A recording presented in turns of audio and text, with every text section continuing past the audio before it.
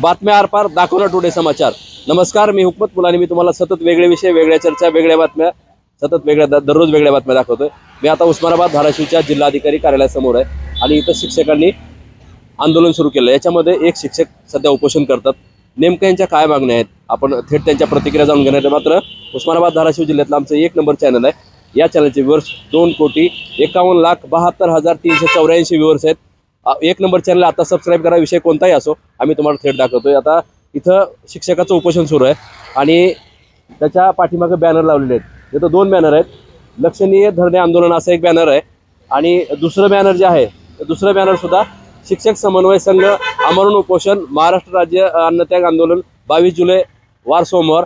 आता आजपासून इथं उपोषण करते भाऊराव खिचले सर, इथं प्राध्यापक आहेत, ते इथं उपोषण करतात आणि एक शिक्षक उपोषणाला बसलेले आहेत आणि त्यांच्या सोबतीला पण काही शिक्षक आहेत। पण त्यांच्या काय मागण्या आहेत नेमका आपण त्यांच्या थेट प्रतिक्रिया जाणून घेणार आहेत। तिथं नेमकं काय नाव काय तुमचं? माझं नाव प्राध्यापक भाऊसाहेब खिचडे। मी मागील 15 वर्षापासून विनाअनुदानित काम करत आहे।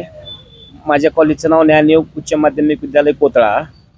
आज संपूर्ण महाराष्ट्रामध्ये जवळपास 27 जिल्ह्यामध्ये शिक्षक समन्वय संघामार्फत आंदोलन सुरू आहे। त्यापैकी धाराशिव आणि परभणी येथील पाथरी या ठिकाणी अन्नत्याग आंदोलनाला सुरुवात झालेली आहे।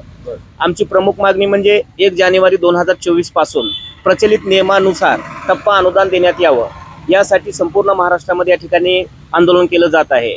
तत्पूर्वी मागील पावसाळी अधिवेशनामध्ये राज्याचे लाडके शिक्षण मंत्री माननीय दीपकजी केसरकर साहेब यांनी विधान परिषदेमध्ये घोषणा केली की 1 जून 2024 पासून या 65,000 शिक्षकांना या ठिकाणी प्रचलित नियमानुसार अनुदान दिले जाईल, परंतु ते डिसेंबर महिन्यामध्ये त्याची तरतूद या ठिकाणी केली जाईल।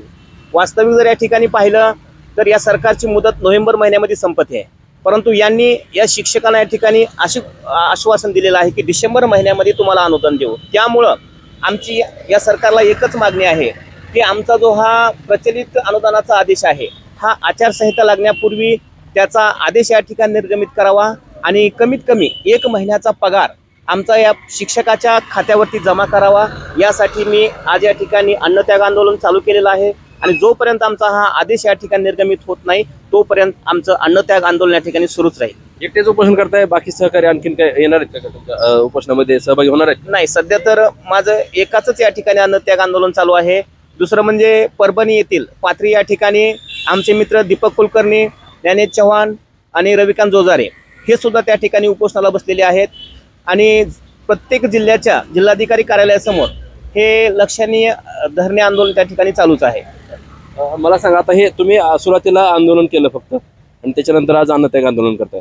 आम्ही असा 19 तारखेला जिल्हाधिकाऱ्याला या ठिकाणी एक निर्वाळीचा इशारा दिला होता की जर 22 तारखेपर्यंत आमचा या ठिकाणी शासनादेश निघाला नाही तर आम्ही 22 तारखेपासून अन्नत्याग आंदोलन करणार आहोत। त्यामुळे आज आम्ही या ठिकाणी अन्नत्याग आंदोलनाला बसलेलो आहोत। किती दिवस चालणार आहे नेमकं काय? आता हे आता प्रशासनाचे अधिकारी वगैरे कोणी आले होते का?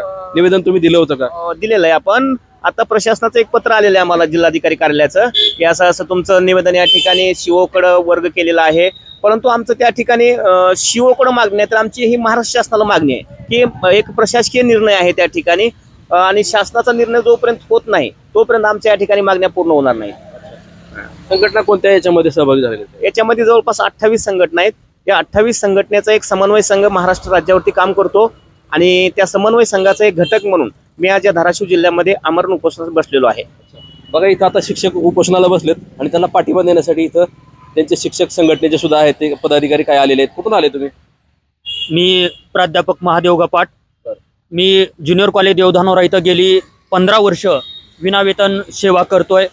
आज आमचे सर्वच बांधव आज महाराष्ट्र राज्यामध्ये जवळजवळ आताच खिचडे सरांनी सांगितल्याप्रमाणे 27 जिल्ह्यामध्ये कलेक्टर ऑफिस समोर ते बसलेले आहेत आणि आमची हीच न्याय्य मागणी आहे की ज्या अंशतः अनुदानित कॉलेजेस आहेत त्यांना नैसर्गिक वाढीने टप्पावाढ द्यावी आणि आदरणीय शिक्षण मंत्री महोदय दीपकजी केसरकर यांनी सभागृहामध्ये जी काही 1 जून 2024 पासून डिसेंबर पासून आम्ही तुम्हाला खऱ्या अर्थाने आंदोलन देतोय, परंतु आता खऱ्या अर्थाने त्यांचा कार्यकाळ नोव्हेंबरमध्ये संपतोय आणि म्हणून या आचारसंहितेपूर्वीच आम्हाला खऱ्या अर्थाने अंशतः अनुदान टप्पा वाढीचं नैसर्गिक प्रचलित प्रमाणे त्यांनी आम्हाला GR द्यावा, या अनुषंगाने राज्यभर आमचं आंदोलन सुरू आहे।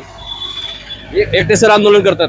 हां, आदरणीय खिचडे सर इथं आंदोलन करतायत. त्याचबरोबर आताच त्यांनी सांगितल्याप्रमाणे पात्री येते, दीपक कुलकर्णी असतील, ज्ञानेश्वर चव्हाण असतील, त्याचबरोबर जोजारे सर असतील, हे देखील तिथं करतायत. आणि आमची हीच रास्त भूमिका आहे, जोपर्यंत आम्हाला खऱ्या अर्थाने आमच्या हातामध्ये जार पडत नाही तोपर्यंत आम्ही उठणार नाही. आणि जर शासनाने याची 31 तारखेपर्यंत दखल घेतली नाही तर 1 ऑगस्ट रोजी मुंबईच्या आझाद मैदानावरती हजारोच्या संख्येने आम्ही इथं धडकणार आहोत. याचीही शासनाने गंभीर दखल घ्यावी. बघा इथं जिल्हाधिकारी कार्यालयासमोर शिक्षक उपोषणाला बसलेत आणि त्याला पाठिंबा देण्यासाठी त्या संघटनेचे पदाधिकारी सुद्धा या ठिकाणी आलेले आहेत. त्यांच्या नेमकं काय मागण्या आहेत मी तुम्हाला त्यांची प्रतिक्रिया दाखवलेली आहे. हुकमत मुलानी, उस्मानाबाद, धाराशिव. शिक्षक समन्वय संघाचा शिक्षक समन्वय संघाचा 100% अनुदान 100% अनुदान आमच्या हक्काचं अनुदान आमच्या हक्काचं अनुदान आमच्या हक्काचं 100% अनुदान 100% अनुदान. अरे कोण म्हणता देत नाही, अरे कोण म्हणता देत नाही. शिक्षक समन्वय संघाचा शिक्षक समन्वय संघाचा शिक्षक समन्वय संघाचा 100% अनुदान 100% अनुदान 100% अनुदान अनुदान आमच्या हक्काचं अनुदान आमच्या हक्काचं. अरे कोण